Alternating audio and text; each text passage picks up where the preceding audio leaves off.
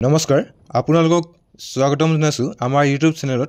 আজি মই আপোনালোকক দেখুৱাম কেনেকৈ আপোনালোকে ৰেচন কাৰ্ড কাৰেকশ্যনৰ পৰিয়ালৰ নতুন সদস্যৰ নাম অন্তৰ্ভুক্তি ষ্টেটাছ অনলাইনতে চেক কৰিব পাৰিব। যদি আপোনাৰ ৰেচন কাৰ্ডত নাম বয়স বা এড্ৰেছ ভুল হৈ আছে আৰু আপোনালোকে ইতিমধ্যে কাৰেকশ্যনৰ কাৰণে এপ্লাই কৰিছে, তেন্তে আপোনালোকৰ এপ্লিকেশ্যন এপ্ৰুভ হ'ল নে নাই বা এতিয়া কোন ষ্টেজত আছে সেইটো আপোনালোকে কেনেকৈ ইজিলি চেক কৰিব পাৰিব, সেই বিষয়ে এই ভিডিঅ'ত সম্পূৰ্ণ ষ্টেপ বাই ষ্টেপ প্ৰচেছ দেখুৱাম। সেয়ে ভিডিঅ'টো শেষলৈকে চাব আৰু ভিডিঅ'ত লাইক কমেণ্ট শ্বেয়াৰ কৰি চেনেলটো ছাবস্ক্ৰাইব কৰিব নাপাহৰিব, যাতে আহিবলগীয়া এনেধৰণৰ গুৰুত্বপূৰ্ণ আৰু তথ্যমূলক ভিডিঅ'ৰ নটিফিকেশ্যন আপোনালোকে মিছ নকৰে। ষ্টেটাছ চেক কৰিবৰ কাৰণে আপোনালোকে এই পেজত আহিব। ইয়াৰ যে ডাইৰেক্ট লিংক ডেছক্ৰিপশ্যনত দি দিম।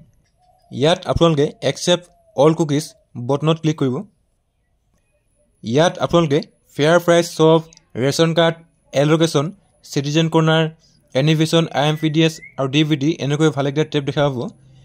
ৰেচন কাৰ্ডৰ ষ্টেটাছ চেক কৰিবৰ কাৰণে আপোনালোকে চিটিজেন কৰ্ণাৰত ক্লিক কৰি ন' ইয়ৰ ৰেচন কাৰ্ড ষ্টেটাছ ক্লিক কৰিব। আপোনালোকৰ মাই RC ডিটেইলছ পেজখন খোল খাই আহিব। ইয়াত আপোনালোকে ফাৰ্ষ্ট টাইপত ৰেচন কাৰ্ড নম্বৰ ছিলেক্ট কৰি ল'ব। ৰেচন কাৰ্ড নম্বৰত আপোনালোকৰ 12 ডিজিটৰ ৰেচন কাৰ্ড নম্বৰ এণ্টাৰ কৰিব আৰু আপোনালোকৰ মোবাইলত যিটো কেপচা কোড শ্ব' কৰিব ইয়াত এণ্টাৰ কৰি গেট RC ডিটেইলছ টেবত ক্লিক কৰিব। গেট RC ডিটেইলছত ক্লিক কৰাৰ লগে লগে আপোনালোকৰ যি ৰেচন কাৰ্ডৰ ডিটেইলছ অট'মেটিকলি ফেচ হৈ আহিব।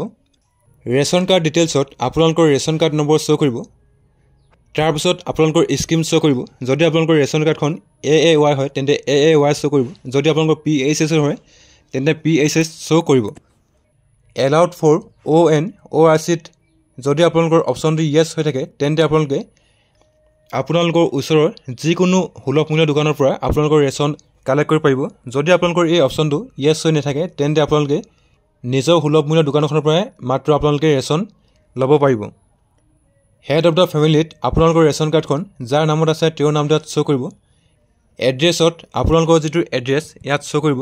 যদি আপোনালোকে এড্ৰেছৰ কাৰণে কাৰেকশ্যন কৰিছিলে ইয়াত আপোনালোকৰ এড্ৰেছ কাৰেকশ্যন হ'ল নাই হোৱা আপোনালোকে মিলাই চাব পাৰে। ফেমিলি মেম্বাৰ্ছত আপোনালোকৰ ৰেচন কাৰ্ডত যিকেইজন মেম্বাৰ্ছৰ নাম এড হৈছে ইয়াত আপোনালোকক শ্ব' কৰিব। ছাপ'জ যদি আপোনালোকৰ ফেমিলিত 4জন মেম্বাৰ আছে কিন্তু আপোনালোকৰ ৰেচন কাৰ্ডত 3জন মেম্বাৰ নাম এড হৈ আছিলে আৰু এজন আপোনালোকৰ বাদ পৰি আছিলে আৰু এইবাৰ আপোনালোকে আপোনালোকৰ ৰেচন কাৰ্ডত 4 নম্বৰ মেম্বাৰজনৰ নাম এড কৰিবৰ কাৰণে এপ্লিকেশ্যন ফিল আপ কৰিছিলে, তেন্তে আপোনালোকৰ 4 নম্বৰ মেম্বাৰজনৰ নামটো এড হ'ল নে নাই হোৱা ইয়াৰ পৰা আপোনালোকে চাই ল'ব পাৰিব।